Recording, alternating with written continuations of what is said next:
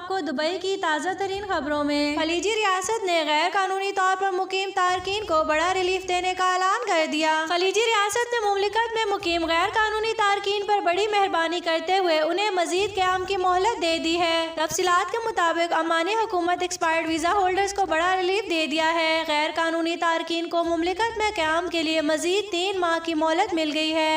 तारकीन अब 31 मार्च 2021 तक मुमलिकत में क़याम कर सकते हैं। इस डेडलाइन के बाद उन्हें अमान में रहने की इजाज़त नहीं होगी और इनके खिलाफ कानूनी कार्रवाई होगी। ताहम जो अफराद अमान में मजीद रिहाइश रखना चाहते हैं उन्हें इस रियायती मुद्दत के दौरान अपने एक्सपायर्ड वीज़ा स्टेटस बदलवा कर अपने क़याम को कानूनी हैसियत देना होगी। अमानी वजारत लेबर के लेबर वेलफेयर डिपार्टमेंट के डायरेक्टर जनरल सालिम बिन सईद अल बादी ने बताया कि 15 नवंबर से 31 दिसंबर के दरमियान मुमलिकत में गैर कानूनी तौर पर मुकीम तारकीन की गिनती 57,847 तक पहुँच गई थी, जिन्हें ऑप्शन दी गई थी कि वो 31 दिसंबर तक 2020 से कबल अमान से चले जाएं या फिर अपना वीज़ा स्टेटस बदलवा कर अमान में मजीद अरसा क़याम कर सकते हैं। इस रियायती मुद्दत के दौरान 12,378 अफराद इस स्कीम से फ़ायदा उठाकर अमान को खैरबाद कह गए। अमान न्यूज़ एजेंसी ONA से बात करते हुए उन्होंने मजीद कहा कि गैर कानूनी तारकीन को अमान में क़याम की दी गई रियायती मोहलत अगरचा